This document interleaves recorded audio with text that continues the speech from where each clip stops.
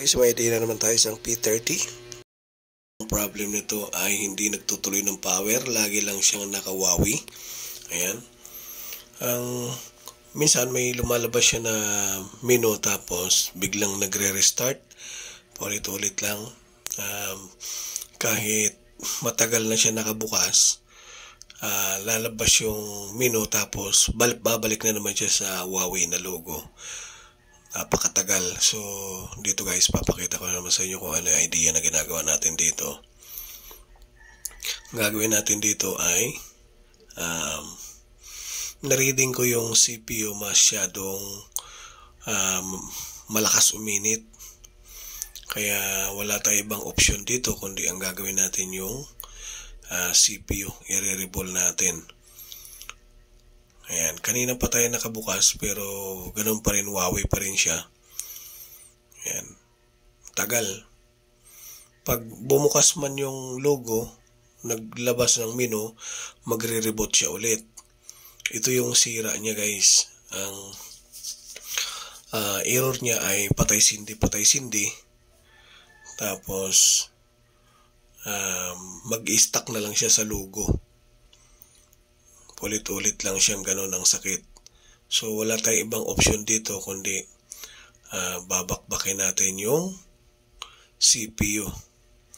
Nga lang, sa mga ganito guys, ingat kayo sa motherboard kasi masilan yung motherboard niya. Ang gagawin nyo dito, kailangan yung mga gilid takpan talaga natin na maigi para hindi siya magkaroon ng error. Kasi pag hindi natin natakpan, pwedeng may chance na masira yung ibang pyesa. Kaya ang last option natin dito, para mabuhay, na mag-normal yung power, na hindi na siya magre-reboot, kailangan natin i-reball yung pinaka-CPU. So, medyo sariwa pa siya guys, hindi pa nagalaw. Ayan. Tanggalin mo natin mga camera para makita natin.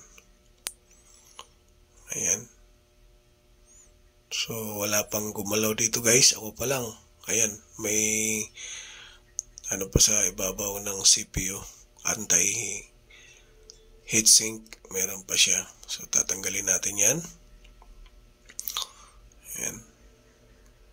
Lilinisin muna natin para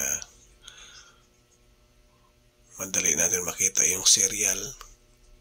Ito yung ginagawa natin guys. Tinatakpan natin ng aluminum duct tape para hindi siya ma-reheat ng yung ibang parts hindi masira.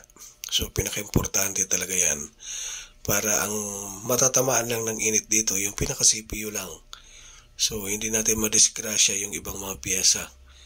Kaya yun talaga yung procedure. Kahit mga power IC lang na ginagawa mo, ginagawa ko ay tinatakpan ko pa rin yung mga gilid-gilid. So, meaning, pag ganun guys, walang madadamage na ibang pyesa, kundi yung natamaan ng init, yung pyesa lang na natapatan ng hot air. Kasi mas malakas yung init na lumalabas pag yung singaw, pinakamalakas yun.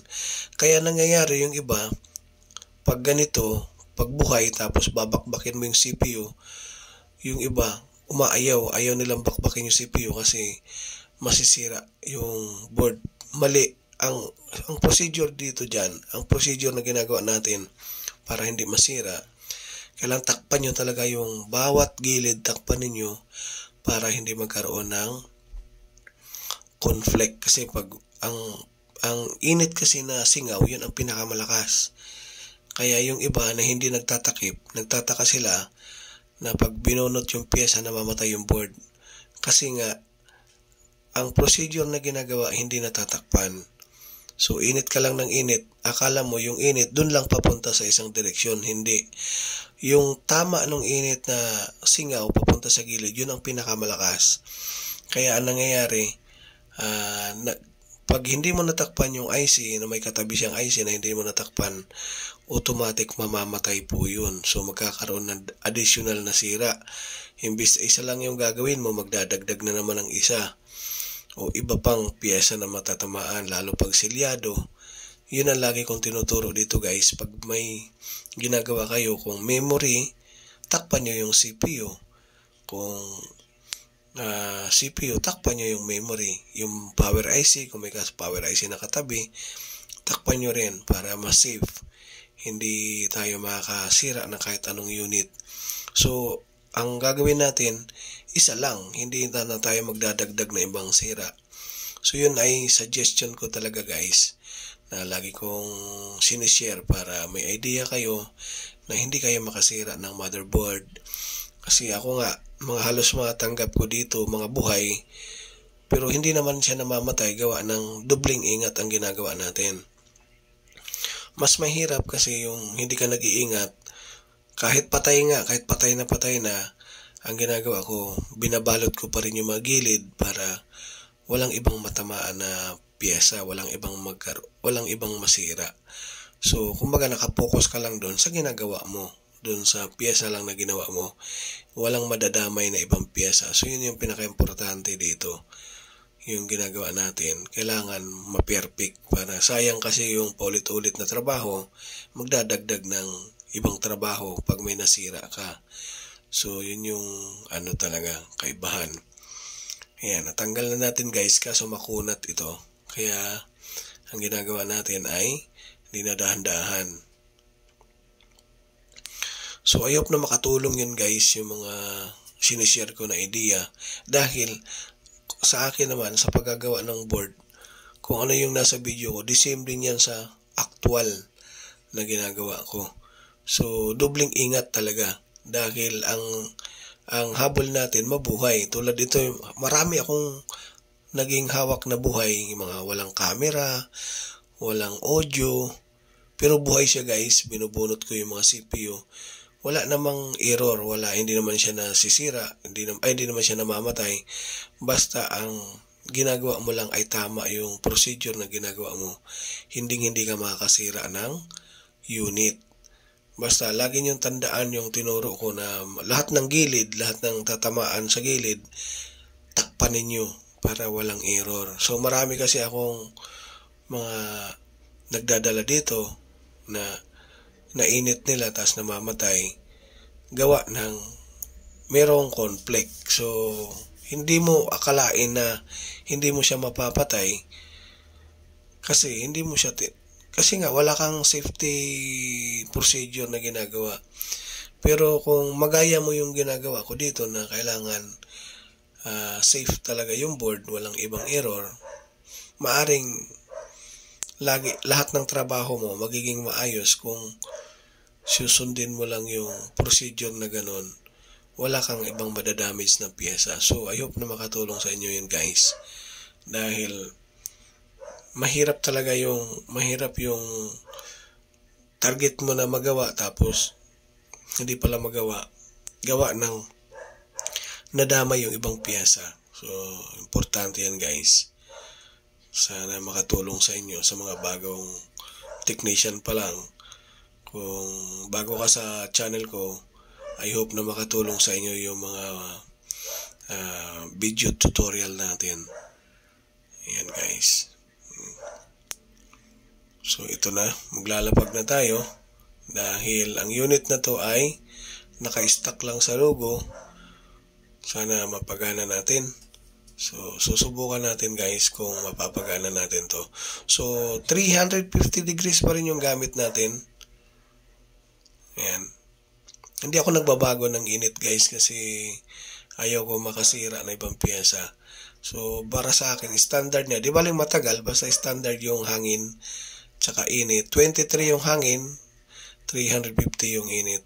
So, yun yung talagang normal na hindi tayo makasira ng piyesa. Kumbaga, kasi minsan pag sobrang lakas yung apoy mo, yung hot air mo, maririnig mo na lang tutunog yung CPU. Tak, kumanon. Ibig sabihin sira na yun guys. So, dito sa ginagawa natin, perfect yan. Talagang tested na talaga siya na hindi tayo makakasira ng piyesa. Kumbaga, kahit tissue, di kayang sunugin, pero yung lid masusunog niya. nalulusaw niya, pero yung tissue di kayang sunugin. So yun ang advantage natin dun sa settings na ginagawa natin dun sa hot air natin. Yun yung lagi kong tinuturo sa inyo guys, dahil ito subok na talaga na nagagawa natin na halos lahat. Basta walang error ang CPU, 101% talaga yan gagana. Basta walang error lang. Kasi merong CPU guys na pag na-reboot mo na siya, gagana tapos biglang magre-reboot. Ibig sabihin may tama na talaga yon. O kaya gumagana siya tapos mga ilang oras o kaya may 30 minutes, 1 hour, 2 hours, ganon, biglang mamamatay. So ibig sabihin may sira yun pag ganon. So minsan pag ganon talaga ang nangyayari, hindi natin pwedeng ipilit. Ibig sabihin sira talaga yung CPU. Makikita naman yan guys sa reading na mapapansin ninyo kung mayroon kayong power supply, doon madalas nakikita. So ito kanina ay walang menu, hindi naka-open yung menu, talagang nakahang lang sa logo. Ayun, nagbukas na siya guys, oh. Ang bilis, ang tulin. So gumana agad. So wala tayong ibang ginawa dito kundi na-reboot lang natin. Auto restart, tapos nakatulala sa logo. Ayan, napagana na natin. Gumana na siya. So, natsambahan natin to guys. I hope na makatulong sa inyo guys. Kung bago ka sa channel ko, palike na lang at saka pa-subscribe para lagi kayo ma-update sa mga bagong upload natin. So, I hope na makatulong sa inyo to guys. Ayan. Working na. Gumagana na siya. Ayan. See you in the next video ulit guys. Maraming salamat. Thank you.